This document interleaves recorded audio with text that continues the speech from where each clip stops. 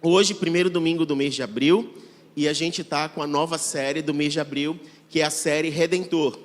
E hoje, a primeira ministração, a gente tem como título O Verdadeiro Messias. E para a gente falar a respeito disso e conversar a respeito disso, eu preciso resgatar. E quando esse investimento não dava certo, eles então adquiriam uma dívida. E a maneira de eles pagarem a respeito dessa dívida era utilizando então as suas propriedades. Só que essa propriedade ela não ficava permanentemente com o credor, ficava por um período. Esse período era calculado pela dívida ou calculado pelo ano do jubileu. Então haveria essas duas possibilidades. A cada 50 anos havia um reset, um recomeço, que era o ano do jubileu. E aí a terra voltava para o seu dono original. Então, a pessoa nunca poderia vender a terra perpetuamente. Ela, na verdade, ia como um pagamento de dívida, até que a dívida fosse quitada ou até que o ano de jubileu acontecesse. Então, nós temos um exemplo aqui. Uma pessoa especulando bons resultados, achando que vai ter lucros futuros, ele faz um negócio, tomando dinheiro emprestado, e por ter feito um negócio ruim, ele não conseguiu pagar a sua dívida. O que acontecia? Para honrar o seu compromisso, ele deveria dar, então, os seus bens para indenizar aquela pessoa com quem ele pegou o dinheiro. Se fosse insuficiente, ele chegaria ao ponto de se tornar escravo daquela pessoa para o qual ele estava devendo. Você vê isso acontecendo em 2 Reis, capítulo 4, verso 1, que é a história da viúva. Você vai lembrar que a viúva, então, a questão do milagre, e ela conseguiu, então, ter condições de pagar a dívida. Os credores não levaram seus filhos como escravos, ela conseguiu pagar a dívida.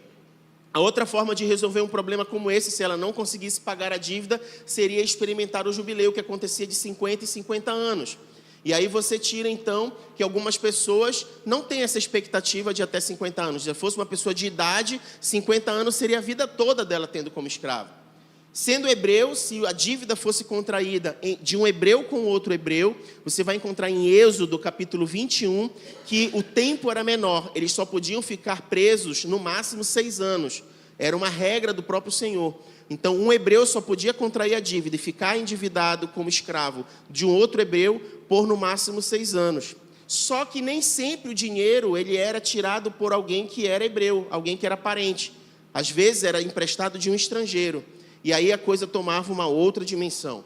Agora a gente pode ter um ponto de atenção aqui em relação a esses aspectos que eu trouxe para vocês, dessa transação comercial que representa a redenção.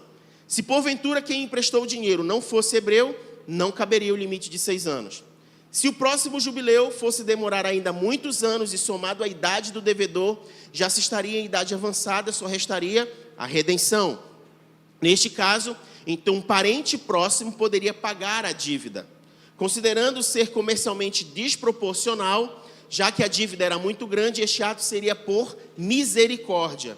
E com a dívida paga, a pessoa deixa de ser escrava do credor até o próximo jubileu e passa a ser escrava do seu parente, da pessoa da sua família que comprou a propriedade. Lhe comprou como propriedade naquela dívida.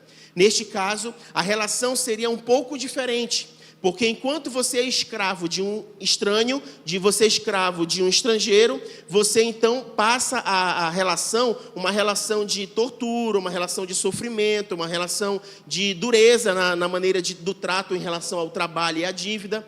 Mas quando essa dívida era paga por um parente, você tem uma outra relação. O parente ele já não tratava o seu aparentado da mesma forma que um escravo, um servo estrangeiro, estranho.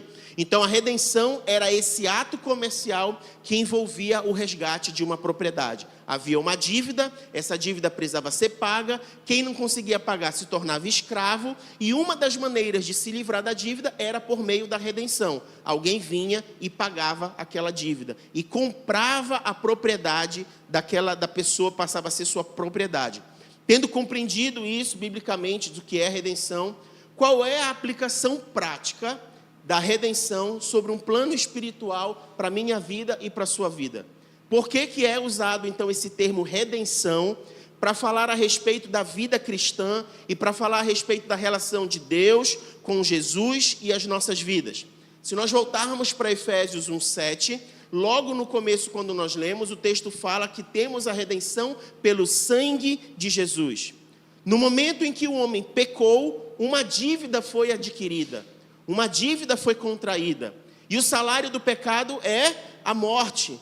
Então, essa dívida, ela precisava ser paga. E quem então adquiriu aquela dívida se tornou escravo do seu credor. Vai comigo para 2 Pedro, capítulo 2, verso 19. 2 Pedro 2, 19, diz assim: prometem-lhes total liberdade, porém eles próprios são escravos da corrupção, porquanto toda pessoa se torna servo daquele por quem é vencido. O que nós temos aqui?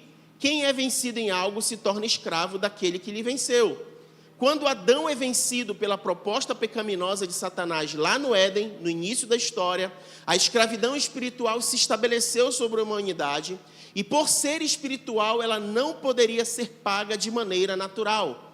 Não foi uma escravidão natural, foi uma escravidão espiritual. Então, ela precisava ser paga de uma forma espiritual. Se você for comigo para Salmo 49, a partir do verso 7, você vai perceber que para que alguém tenha condições de pagar uma determinada dívida, ela precisa estar livre dessa dívida. Então, como pode um de nós pagar a dívida do outro se nós estamos arrolados na mesma dívida? Olha o que diz: ninguém é capaz de redimir o seu próprio irmão, ou pagar a Deus o valor da sua vida. Porquanto o resgate de uma vida não tem preço, não há pagamento que o livre. Ou seja, não adianta um igual a mim tentar pagar a minha dívida, se eu e ele estamos no mesmo barco com a mesma dívida. Toda a humanidade, por conta de Adão, por um homem entrou o pecado para a humanidade, por meio de Adão, todos pecaram e foram destituídos da glória de Deus. Então não haveria condições de um parente sanguíneo nosso, entre nós, pagar essa dívida. Então a Bíblia está falando de uma remissão que é sinônimo de redenção e resgate. Fala de pagar a Deus o resgate de redenção da alma e de viver perpetuamente com Ele, ou seja, a salvação. O homem tinha relação íntima com o Senhor e por conta do pecado foi tomado por Satanás como escravo. Ninguém estando nessa mesma condição espiritual seria capaz de pagar esta dívida. E é aqui que entra o propósito de Deus em enviar Jesus. Era necessário que um parente de sangue fosse o resgatador. Só que esse parente não poderia ter contraído a mesma dívida.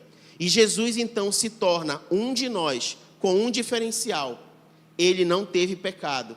Então ele tinha autoridade para pagar essa dívida. Só ele poderia pagar essa dívida. Porque nascendo naturalmente de mulher como homem, ele se tornava um de nós. Mas sem cometer pecado algum, ele não carregava a dívida do pecado. Então através da sua vida seria possível pagar o preço do resgate de toda a humanidade.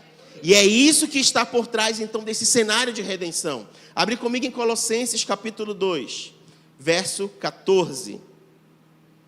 Colossenses, capítulo 2, verso 14. E cancelou a escrita de dívida que consistia em ordenanças e que nos era contrária. Ele a removeu completamente, pregando-a na cruz. E despojando as autoridades e poderes malignos, fez deles um espetáculo público, triunfando sobre todos eles na cruz. Jesus pagou a nossa dívida, Jesus pagou a dívida que escravizava o homem ao pecado. Cristo veio cancelar essa dívida. E como foi que ele cancelou essa dívida? 1 Pedro, capítulo 1, verso 18. 1 Pedro 1, 18. Porquanto estais ciente de que não foi mediante valores perecíveis, como o prata e o ouro que fostes resgatado pelo vosso modo de vida vazio e sem sentido, legado por vossos antepassados, mas fostes resgatado pelo precioso sangue de Cristo, como de cordeiro sem mácula ou defeito algum, conhecido de fato antes da criação do mundo, porém revelado nesses últimos tempos em vosso favor. O que aconteceu foi um ato de compra. Apocalipse 5:9, um ato de compra. E eles cantavam um novo cântico: Tu és digno de tomar o livro e de abrir os seus selos, porque fostes morto e com o teu sangue comprastes para Deus homens de toda tribo, língua, povo e nação. Tu os constituíste reino e sacerdotes para o nosso Deus, e assim reinarão sobre a terra. Você percebe então que o princípio espiritual de redenção é a compra de um resgate, é a compra de uma propriedade, mas em vez de ser uma transação comercial, onde os interesses eles são de benefícios de um lado ou de outro, nós estamos falando de um gesto de amor, de fidelidade da parte de Deus, onde ele, vendo a necessidade de resgatar a humanidade, ele entrega então o melhor que ele poderia entregar, o seu único filho, e através do sacrifício de Jesus, então temos a redenção, ou seja, o perdão dos nossos pecados. E nós deixamos então de ser escravos do pecado, escravos de Satanás, e passamos então a ser escravos do nosso Deus, porque Ele nos comprou para a sua propriedade. Qual é o resultado disso? Qual a consequência? Deus passa a ser então o nosso dono. 1 Pedro 2,9. Porém vós sois geração eleita, sacerdócio real, nação santa, povo de propriedade exclusiva de Deus, cujo propósito é proclamar as grandezas daquele que vos convocou das trevas para a sua maravilhosa luz. Nós somos propriedades do Senhor e nós não estamos vagando sem objetivo e sem propósito. Nós somos propriedade do Senhor e as nossas vidas cumprem um propósito: proclamar a grandeza daquele que nos resgatou das trevas, da escravidão do pecado e nos transportou para o reino do Filho do seu amor, para a sua maravilhosa luz. Deus, Ele não é dono de uma parte das nossas vidas, Ele é dono de toda a nossa vida. Ele não comprou a nossa orelha, Ele não comprou o nosso pé, Ele comprou o nosso ser, Ele comprou a nossa vida, nós pertencemos a Ele. Ele é dono de 100% da nossa vida. Em Romanos 10, o apóstolo Paulo faz uma declaração. Romanos 10, 9. Ele fala o seguinte: se com tua boca confessares que Jesus é Senhor, e creres em teu coração que Deus o ressuscitou dentre os mortos, serás salvo. Porque com o coração se crê para a justiça, e com a boca se faz confissão para a salvação. O apóstolo Paulo está falando aqui, usando a palavra confessar o Senhor. A palavra confessar no grego é kurios. E o que significa? É aquele a quem uma pessoa pertence, é possuidor de um escravo. Então, quando a gente diz que a gente confessa a Deus como nosso Senhor, a gente está declarando que Ele passa a ser kurios, Ele passa a pertencer a gente como escravo. Nós estamos então sob nova direção. Quem confessa ao Senhor deixa de ser escravo de Satanás por conta do pecado e passa a ser escravo de Deus. Num ato de amor e misericórdia, pagou um preço pelo resgate desta propriedade minha e sua. Talvez você olhe para si e não veja tanto valor. Não é assim que Deus te vê. Talvez você olhe para você e pense que você não merece muita coisa. E talvez nós não mereçamos mesmo. Afinal de contas, esse sacrifício e esse gesto de amor não foi feito por algo que a gente possa ter de retribuição ao Senhor. E essa é a grande diferença da relação que nós estabelecemos com o Deus verdadeiro e os deuses pagãos. Nós adoramos a Deus pelo que Ele é e pelo que Ele pode fazer. A diferença é que os deuses pagãos que as pessoas adoravam, eles também adoravam a Deus pelo que Ele é e pelo que Ele podia fazer, com um diferencial. Eles achavam que eles precisavam agradar a esse Deus para que houvesse um gesto de retribuição deles para si. Então eles faziam cultos, festas, oferendas, tentando chamar a atenção e atrair a atenção e a misericórdia desses deuses para que eles pudessem ser supridos. Essa é a grande diferença em relação ao Deus verdadeiro, ao Senhor dos exércitos, Deus de Israel. A diferença é que não adianta você fazer nada para mudar o que Ele sente por você. Você pode ter suas falhas e Ele continua te amando do mesmo jeito. Você pode ter suas limitações, Ele continua te amando do mesmo jeito. Você pode ser teimoso, Ele continua te amando do mesmo jeito. Não significa dizer que Ele concorda com tudo que a gente faz, mas não há nada que a gente faça que vai mudar o que Ele pensa e o que Ele sente a nosso respeito. Porque nós estávamos mortos nos nossos delitos e pecados, quando Ele entregou o Seu Filho Jesus para morrer por nós. Nós não tínhamos feito nada, na verdade nós não merecíamos, nós merecíamos a condenação. E mesmo assim Ele amou o mundo de uma tal maneira que Ele deu o Seu Filho unigênito para que todo aquele que nele crer não pereça, mas tenha vida eterna. Esse ato de amor, esse ato de misericórdia pagou o preço de um resgate de uma propriedade. E aí você pode então dizer assim mesmo: nossa, eu não acho que eu valho alguma coisa, mas o sacrifício de Jesus foi feito e cumprido também para alcançar a minha vida e a sua vida. Aleluia. Não como um objeto ou como um servo qualquer. Deus nos adotou como seus filhos e nós somos tratados como seus filhos. Abre comigo Romanos 8,15. Romanos 8,15, o apóstolo Paulo fala a respeito dessa relação de adoção.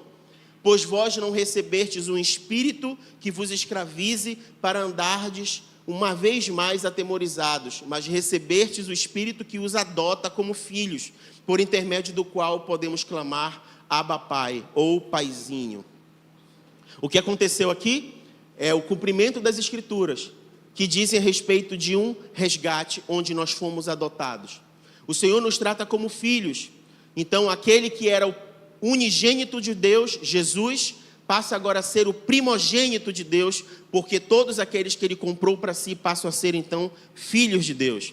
E como filhos adotados, não significa dizer que nós somos menos importantes ou merecemos menos o cuidado do nosso Pai.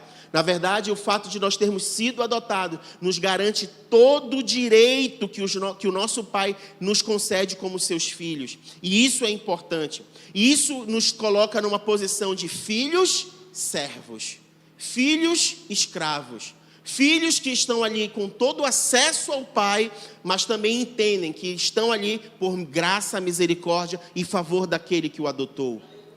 Como quem entende o que é ser comprado por alguém deve agir? Abre comigo Apocalipse 1. Apocalipse 1:5. Como nós devemos agir então diante desse resgate? E de Jesus Cristo, que é testemunha fiel, o primogênito dentre os mortos e o soberano dos reis da terra, Ele que nos ama e mediante seu sangue nos libertou de todos os nossos pecados e nos constituiu reino e sacerdote para servir a Deus seu Pai. A Ele, portanto, seja a glória e o domínio pelos séculos. Amém. Vai comigo em 1 Coríntios capítulo 6, verso 19. 1 Coríntios capítulo 6, verso 19. Ou ainda não entendeis que o vosso corpo é santuário do Espírito Santo, que habita em vós, o qual tendes da parte de Deus e que não pertenceis a vós mesmos? Pois fostes comprado por alto preço. Portanto, glorificai a Deus no vosso próprio corpo. E se nós formos para Romanos 12 ainda, apresentei o vosso corpo como oferta de sacrifício vivo, santo e agradável a Deus, que é o vosso culto racional. Ou seja, qual é a nossa forma de viver diante de tal resgate? É uma forma de vida que glorifica a Deus. É uma forma de vida que reconhece a autoridade do Senhor. É uma forma de vida que entende que nós não vivemos mais para nós mesmos, mas existe um propósito e existe uma vontade do alto, uma vontade da parte de Deus para que a minha vida e a sua vida seja vivida. Existe um estilo de vida que testifica a respeito disso. E eu espero que até aqui você tenha entendido e caminhado comigo sobre o que significa ser redentor. Então, redentor é aquele que paga o preço de um resgate. Redentor é aquele que detém condições de resgatar aquele que estava preso, escravizado numa dívida. Você entendeu isso? Isso é redentor. Por isso que o Cristo não é o protetor. Por isso que ele não pode, o Cristo Redentor, ser tido como protetor. Primeiro que ele é uma imagem, não faz nada. E segundo que não é esse o papel de um redentor. O papel de um redentor é o papel daquele que pagou um preço para trazer de volta uma propriedade, para resgatar de volta uma propriedade. Então, todos aqueles que o reconheceram, que o confessaram, então passam a ser filhos de Deus e passam a ser propriedade de Deus. Você entende isso até aqui? Amém? Beleza. Mas esse Redentor é declarado como o Messias. E aí eu preciso então caminhar com você para explicar com que autoridade Jesus exerce essa posição de Redentor. Quem o colocou nessa posição de Redentor e por que que ele pode ser Redentor? Por que que ele pode se apresentar como esse Messias que é o Redentor? Então, eu preciso trazer você a caminhar comigo ao longo da história e a gente entender o que que Deus fez ao longo da história. Não sei se você já tinha parado para pensar, mas é como se Deus estivesse marcando um endereço numa história. A gente tem a grande história da criação, onde tudo foi feito, e nessa grande história é como se Deus estivesse marcando um endereço e dizendo assim, olha, as coisas vão acontecer assim, assim, assim, assim, assim, assim.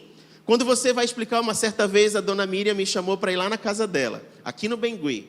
E aí, dona Miriam, eu não sei andar no Bengui, dona Miriam. Não, pastor, é fácil, eu vou lhe dar o endereço. Eu não lembro o nome da rua, tá, dona Miriam? Ela deu o nome da rua, aí ela disse que vai por aqui, aí fica na frente de uma igreja. Ela foi me dando todos os detalhes que eu precisava para chegar no endereço dela. Hoje em dia, a gente usa muito a tecnologia do GPS, então o próprio localizador aponta, você chegou no seu destino. Mas, se a gente for para a moda antiga, a gente precisa de muitos detalhes. Olha, você tem um ponto de referência? Tenho. Qual é o ponto de referência? É aquele. Naquele ponto de referência, você vira à direita, você vai andar mais um pouquinho bem ali, e depois vira à esquerda, e aí depois... E assim você vai até chegar no endereço. Deus fez a mesma coisa com a história. Para você ter uma ideia, o Antigo Testamento contém 60 principais profecias que tratam a respeito do Messias. E além dessas 60, existem quase 270 que são ramificações dela. Ou seja, estão falando do Messias, mas não diretamente do Messias. E como elas se referem à mesma pessoa, necessariamente precisava ser cumprida por esta única pessoa. Esse simples detalhe é, na verdade, o grande diferencial do verdadeiro cumprimento das profecias. Afinal de contas, se as profecias não cumprissem esse propósito, qualquer pessoa poderia se levantar no meio da história e dizer assim mesmo, eu sou o Messias. Nos nossos dias nós temos alguns falastrões. Você já deve ter ouvido falar do Henrique Cristo, que anda dizendo aí que ele é a encarnação, ele é uma representação do Messias. Deus revelou com muitos detalhes qual seria a manifestação do seu Filho, o Messias, o Cristo, o Salvador da humanidade. E são esses detalhes que o diferenciam de qualquer outra pessoa, tanto no passado, quanto no presente, quanto no futuro. E que nos permitem não cair em lorota e em falatório de qualquer um. No Antigo Testamento, num período de 1000 anos, foram escritos documentos com mais de 300 referências a respeito da vinda de Cristo. E qual a probabilidade de todas elas se cumprirem numa única pessoa? Qual a probabilidade delas terem sido proferidas por mais de 400 anos antes do Messias se revelar? Com certeza, Deus estava escrevendo um endereço na história que somente o seu Messias poderia cumprir. Aproximadamente 40 homens já afirmaram ser o Messias judaico ao longo de toda a história, mas apenas um, Jesus Cristo, apelou para as profecias cumpridas, a fim de confirmar as suas palavras e as suas credenciais. Abre comigo em Lucas 24. Lucas 24, 25. Lucas 24, 25. Então lhes ademoestou Jesus, ó tolos de entendimento, e lentos de coração, lentos para crer em tudo quanto os profetas já declararam a vós. Ora, não era imprescindível que o Cristo padecesse para que entrasse na sua glória? Então, iniciando por Moisés e discorrendo sobre todos os profetas, explanou-lhes o que a seu respeito constava em todas as Escrituras. Jesus foi o único que fez isso. O único que requereu a sua autenticidade por meio do cumprimento das profecias. Se de cara a primeira profecia messiânica orientada na Bíblia não reafirmasse Jesus, a gente já teria um grande problema. Abre comigo em Gênesis capítulo 3, verso 15. É a primeira referência a respeito do Messias que nós temos registrada na Bíblia, está em Gênesis, capítulo 3, verso 15, quando Deus fala a respeito da descendência da mulher. E olha o que está escrito: estabelecerei inimizade entre ti e a mulher, entre a tua descendência e a descendência dela, porquanto este te ferirá a cabeça e tu lhe picarás o calcanhar. Essa referência aí, se você parar para pensar e observar direitinho como está escrito aí, ao longo de toda a história, toda a descendência ela era tida pela figura masculina. A descendência vinha de Abraão, de Isaac, de Jacó, de José, todos eram homens. E aqui nós temos a primeira referência de uma descendência dada pela mulher. Em algumas traduções você vai encontrar não só a descendência da mulher, mas você vai encontrar a palavra escrita semente da mulher. Não sei se na sua Bíblia está com essa referência. Ou é semente da mulher, ou é descendência da mulher. E por que isso é tão importante? Porque o Messias nasceria de mulher, mas não estaria recebendo a semente de um homem. Ou seja, não houve uma concepção por meio do espermatozoide do homem, apenas do gerar da mulher, apenas a semente da mulher fez parte do processo. Então, Jesus já cumpre o primeiro elemento da sua vinda, da profecia, de anúncio a respeito dele, desde Gênesis, no capítulo 3, no verso 15. Já estava apontando para que alguém nascido de mulher, descendência de mulher, então viesse a cumprir a respeito dessa profecia e pisaria, esmagaria a cabeça da serpente, que a Bíblia aponta como ferir a cabeça de Satanás, a cabeça da serpente. Vários anos se passaram e Deus elimina da linhagem todas as cidades do mundo e seleciona uma única cidade, Belém, com uma população de menos de 1.000 pessoas como lugar do nascimento do Messias. Miqueias 5:2. Miqueias 5:2. Diz o seguinte: no entanto, tu, Belém, casa do pão, frutífera, embora pequena demais para figurar entre milhares de Judá, sairá de ti para mim aquele que será o governante sobre todo Israel, cujas origens são desde os dias da eternidade. Isaías 7,14 acrescentou que Cristo nasceria de uma virgem, ou seja, um nascimento natural, de concepção sobrenatural. E esse era um critério que ia para além do planejamento e do controle humano. Não seria possível planejar isso dessa forma. E aí eu quero levar você então para um salmo que declara a respeito disso de uma forma tão brilhante, tão linda. Salmo 22, verso 6. Salmo 22, 6. Não está rápido não, né? Está dando para acompanhar? É porque eu prefiro ter bastante texto bíblico do que eu falando, gente. E aí você vai perceber que não é a minha opinião, é a palavra de Deus. Então, se tiver muito rápido, eu falo mais devagar. Mas tem muito texto para a gente ler. E se você perdeu alguma coisa, depois você volta no YouTube e anota de novo. Vamos lá. Salmo 22, 6. Quanto a mim, sou verme e não mais um homem, motivo de zombaria do povo, humilhado e desprezado pela humanidade. Ridicularizaram-me todos os que me veem, balançando a cabeça e gesticulando, lançam insultos contra mim, dizendo: volte-se para o Senhor, que Ele o livre, salve-o, e se é que lhe quer bem. Apesar de tudo, fostes tu quem me tiraste do ventre e me preservaste-me junto ao seio da minha mãe. Desde o meu nascimento fui consagrado a ti, desde o ventre da minha mãe, tu és o meu Deus. Não fiques longe de mim, pois a tribulação está perto e não há quem me ajude. Muitos bois selvagens me rodeiam, como touros os poderosos de Bazã me cercam. Rugem como leões ferozes e escancaram a boca contra mim. Eu me derramo como água e os meus ossos todos se desconjuntam. Meu coração, como a cera, se derrete dentro de mim. Meu vigor secou-se como um caco de barro e a minha língua gruda no céu da boca. Tu me colocas no pó, à beira da morte. Uma multidão de cães me cercou. Um bando de malfeitores me envolveu. Transpassaram minhas mãos e meus pés. Posso contar os meus ossos um a um, mas as pessoas me encaram com desprezo. Dividiram as minhas roupas entre si e lançaram sorte pelas minhas vestes. Você vê aqui então um salmo messiânico, com mais de 1000 anos antes de Cristo, prevendo e dizendo como seria a morte de Jesus, que ele seria então crucificado e transpassado. E o que é interessante a respeito disso é que os romanos nem pensavam ainda no método da crucificação quando esse salmo foi escrito.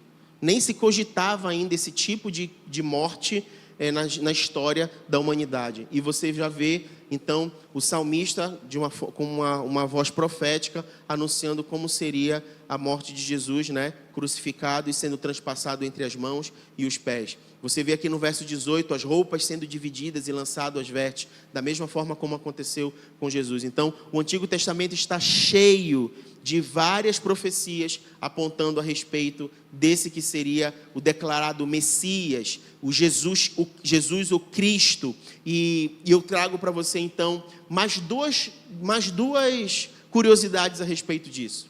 Não sei se você sabe, mas a palavra Cristo e a palavra Messias são títulos, não são o nome de Jesus, não são o sobrenome de Jesus, mas são títulos.